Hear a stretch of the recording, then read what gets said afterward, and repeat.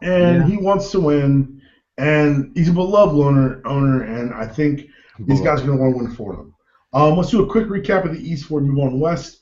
Atlanta, you said under, I said over. Boston was agreed, both unders. Brooklyn, we split. You took over, I took under. Charlotte, we both went under. Chi-Town, we both went over. Cleveland, we split. I took the over. You don't believe in Kyrie Irving. He Detroit, went to Duke. Detroit, he took the over. He didn't really go there. You took the over. I took the Played under. there for 11 games. Indiana, you took the over. I took the over. Excuse me. You took the under. Miami, we're both going over. Milwaukee, both going over. New York split. You took the under. I took the over. Orlando, we both went under. Philly, you went over. I live here, so I went under. Toronto and Washington, we both agreed on under and over, respectively. Now let's move on to what I think is a bit more not interesting conference, but it's gonna be a bit more fun to talk about, a bit more contentious. Let's start with my like 12th favorite team. I don't know. I love basketball. I love watching these teams, and I believe in Dirk Nowitzki. 43.5 is the number. Chad Floyd, Dallas Mavs. What do you see? I see a veteran team with a lot of decent pieces. I thought they underachieved at 41 this year, and I think we definitely do. If we do listen to the same NBA people, then we're expecting a big Dirk juvenation this year. That's a term I just made up. I don't hate the Monte Ellis pickup as a second guy who can occasionally command some attention from a defense.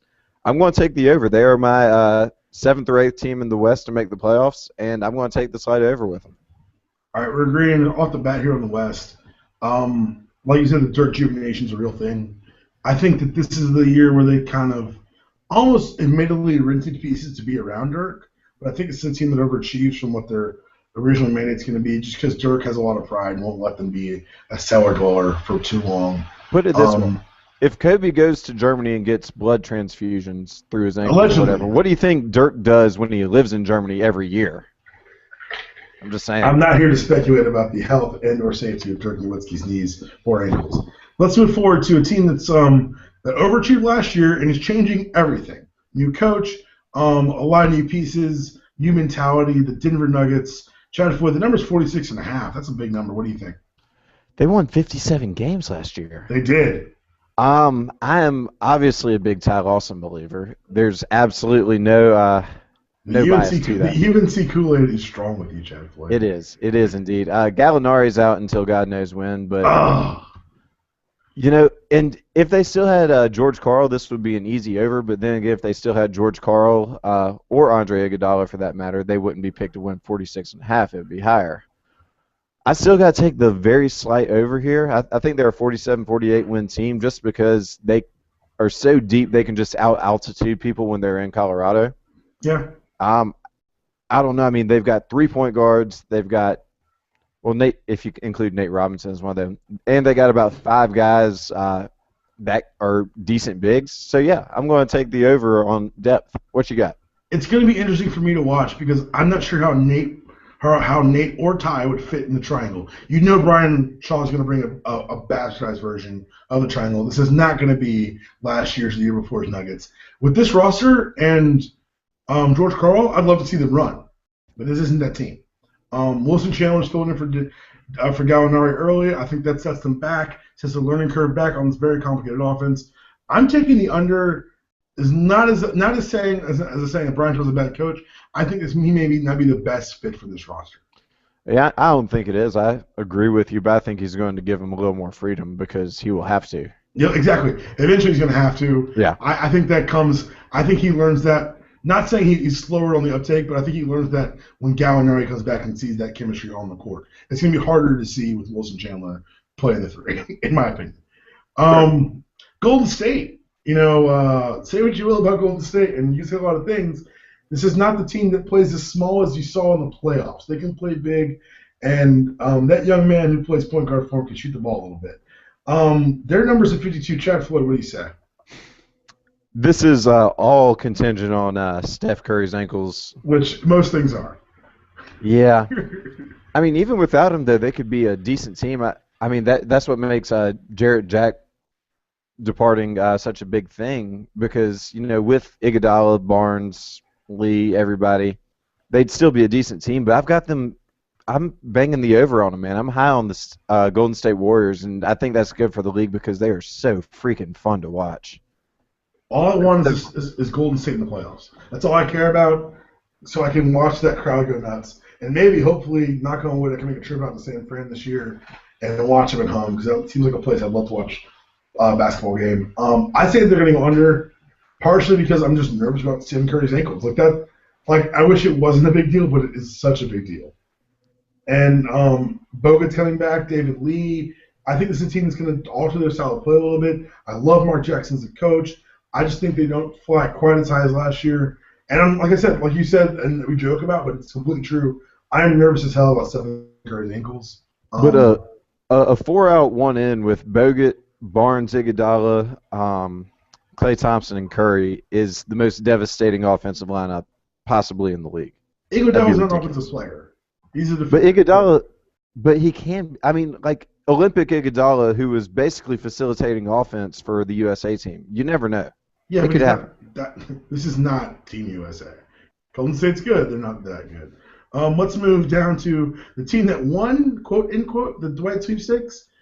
Houston Rockets. 55 wins is the number. I've got some pretty strong opinions about Houston. What do you think, Chad? Do your strong opinions stem from the fact that you were born there or just in general? Both. Fair enough.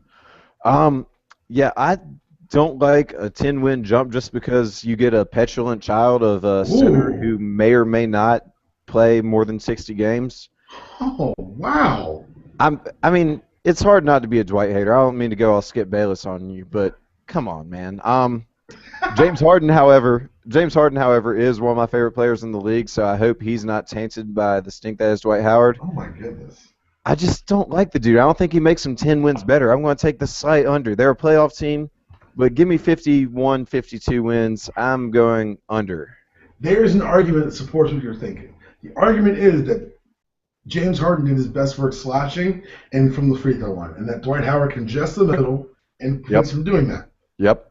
The argument against that is I watched you Dwight drag through the finals, and none of those guys can carry James Harden's jock. And a high pick and roll with James Harden and Dwight Howard going to be so much fun to watch. You can forget this is a player who, with a broken back last year, mind you, this guy didn't get healthy. He came back early, and he affected the Lakers' defensive numbers so much that they couldn't have him off the court.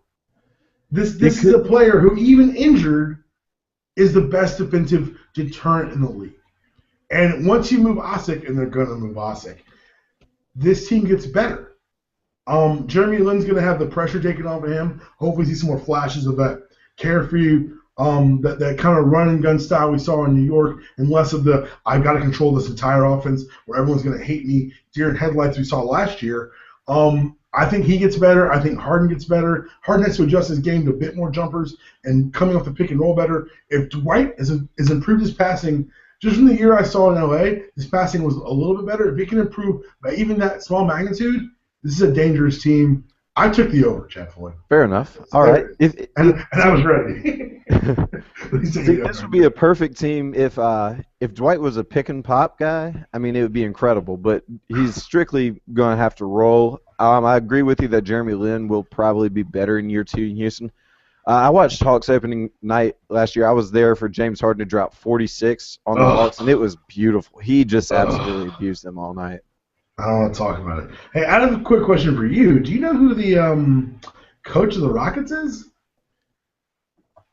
Let's play along for all the listeners and viewers. Who is the coach of the Rockets? No, I want you to say it. I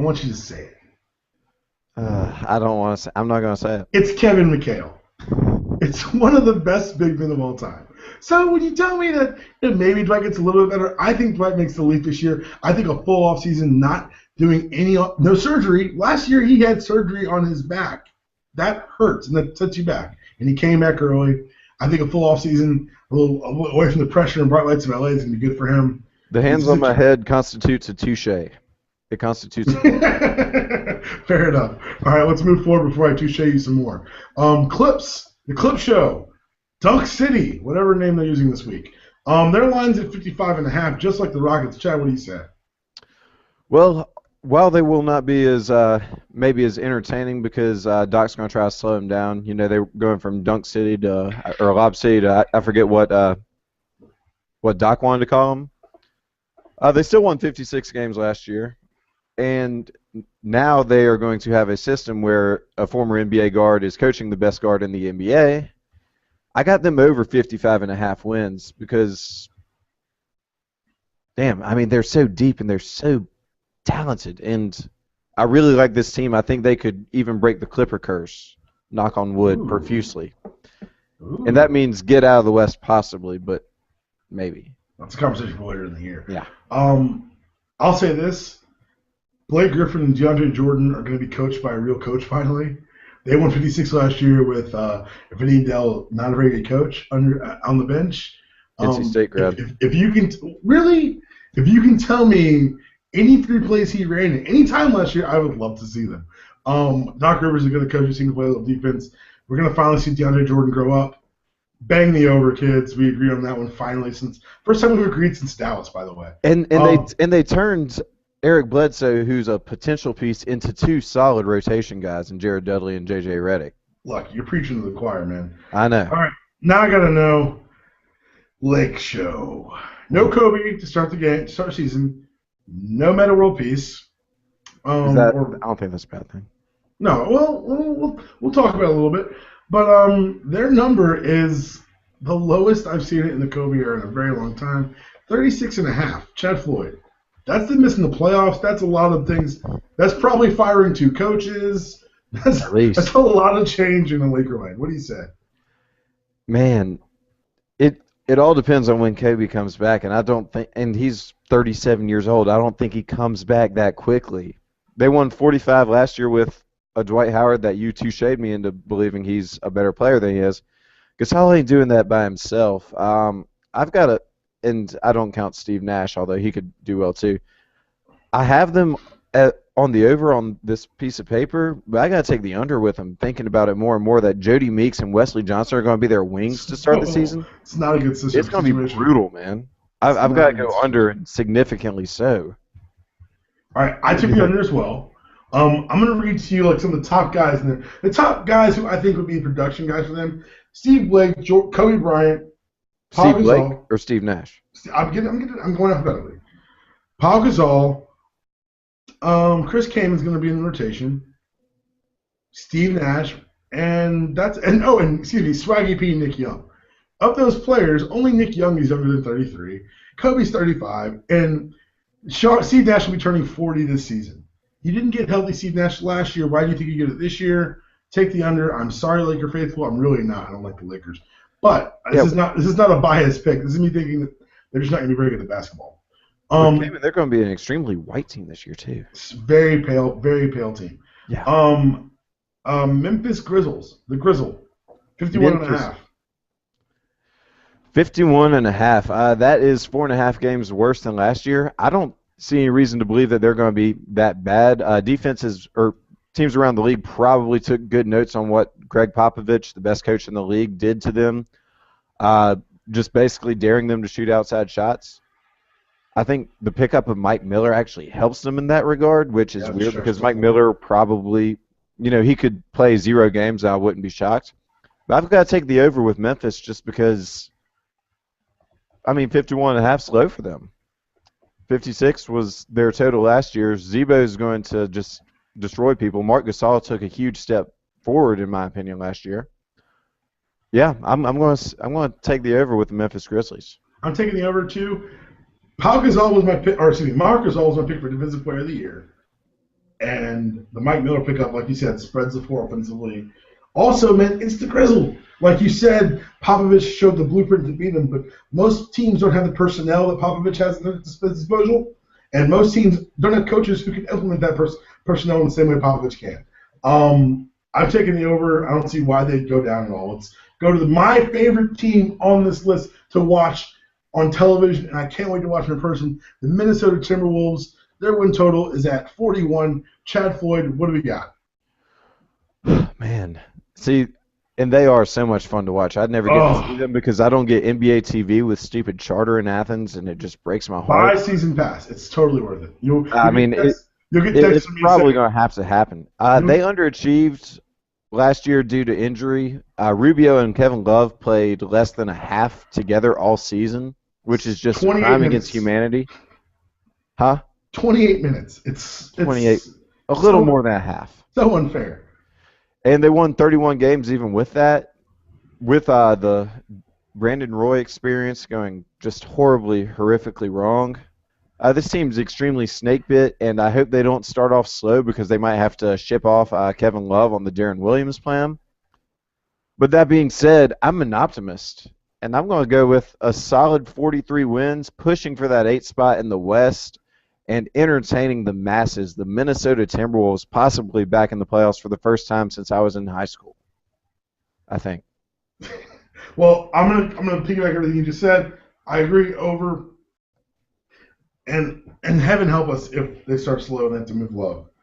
Like that's no one wants that. I'll tell you something about this Minnesota Timberwolves roster. I thought they were gonna blow it up. I really did. They ended up not moving as much as I thought they would. They brought back Pekovic, who I wanted to replace Josh Smith in Atlanta.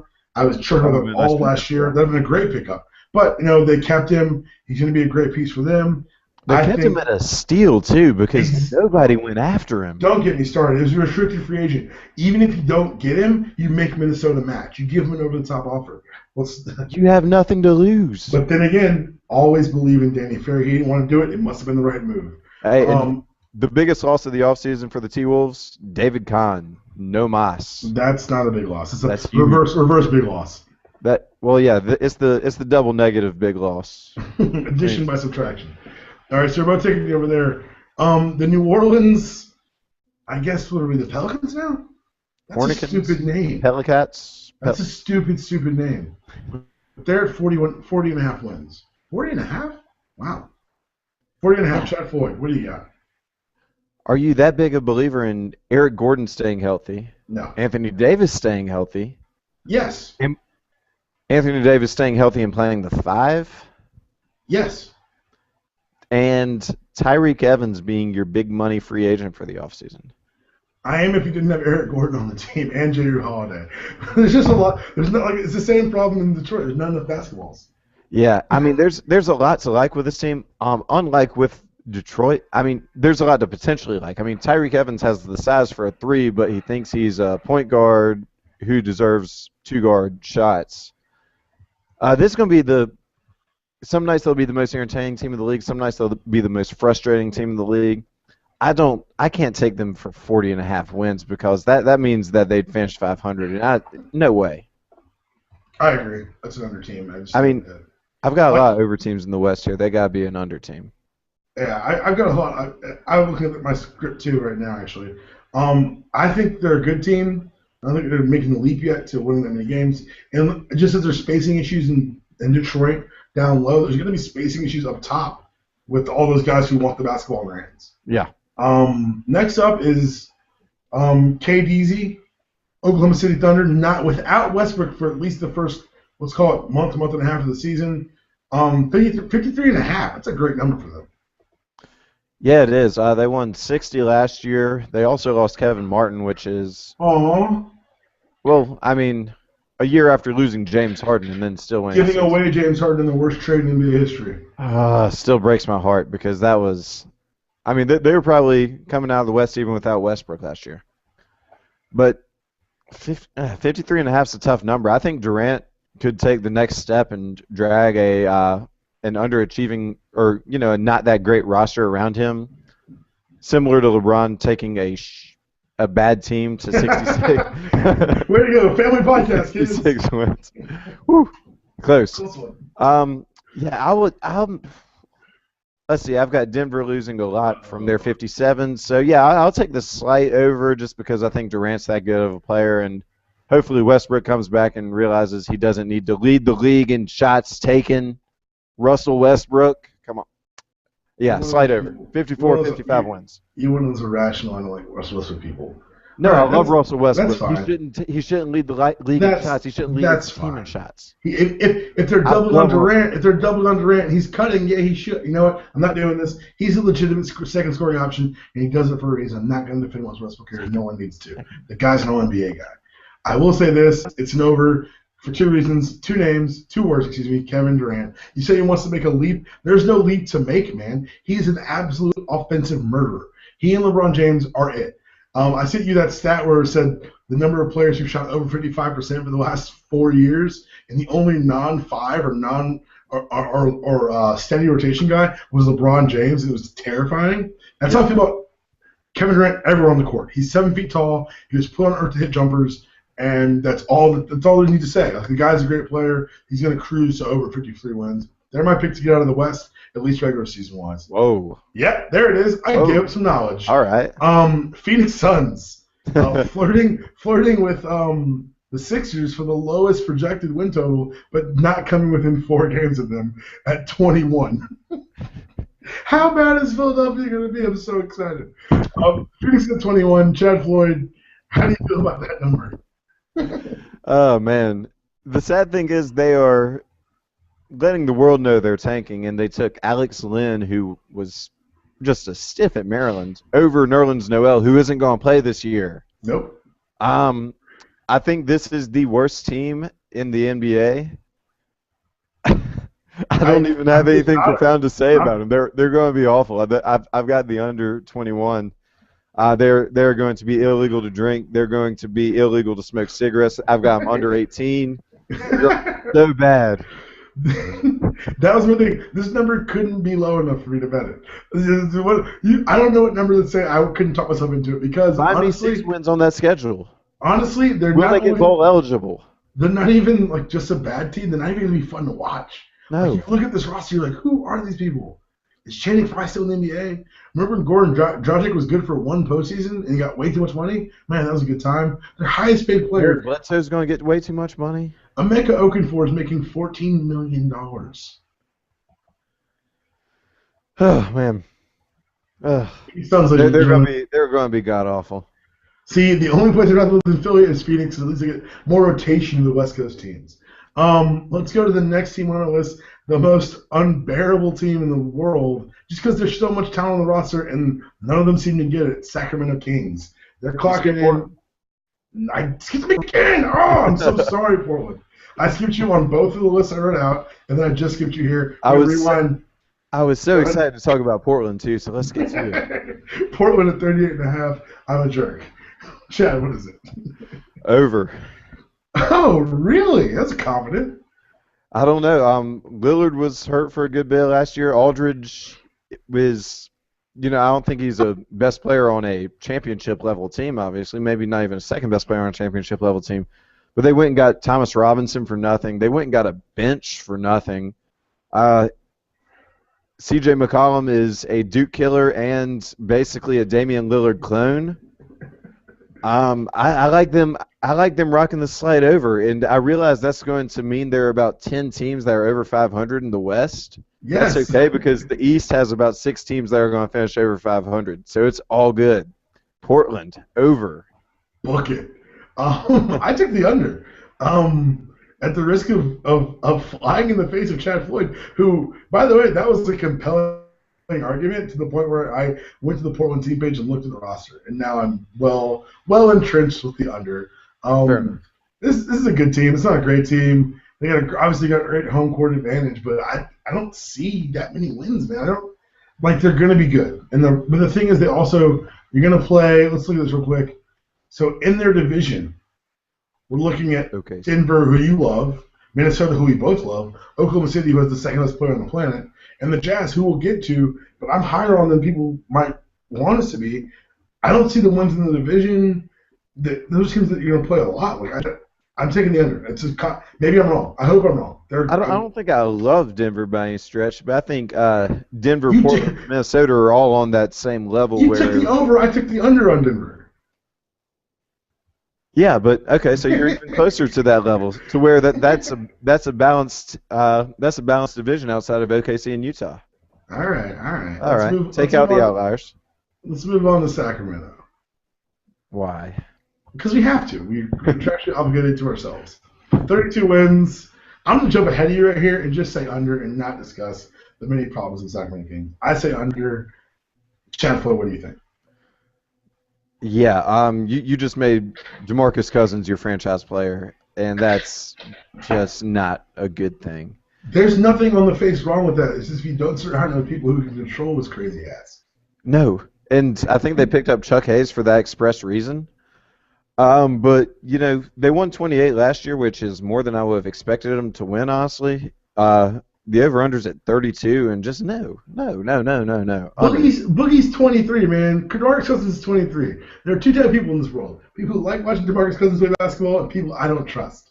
So, Chad Floyd, I happen to know I trust you, and I know you like watching him play basketball because we watched him play basketball together. But we agree he's insane, and we agree that he could get kicked out of any game for no good reason. But you roll that dice. It's just that everything else around him, I don't believe in. Jimmer Fredette's still on the roster for some reason.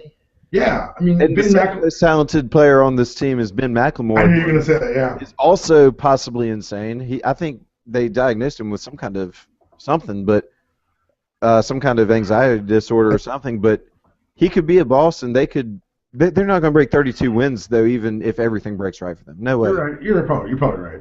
I'm not willing to defend Sacramento that hard. They should be playing in Las Vegas.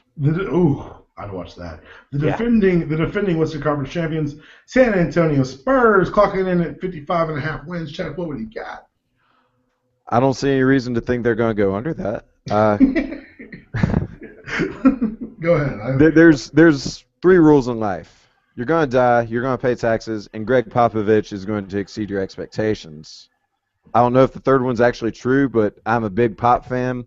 I think Kawhi Leonard is going to sneak into the top 50 players in the league. Whoa.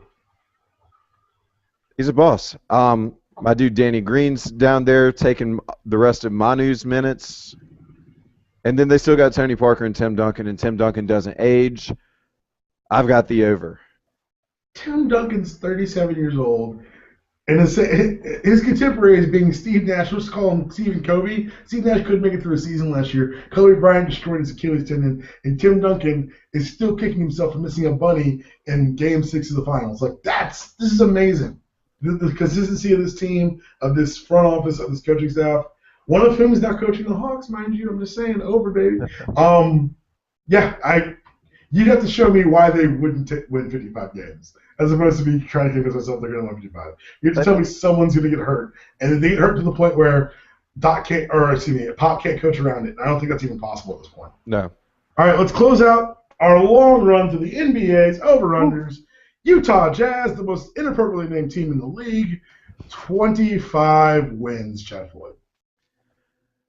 So basically, they're replacing Al Jefferson and Paul Millsap with Enes Kanter and Derek Favors, who are 2 young versions of Al Jefferson and Paul Millsap, more or less.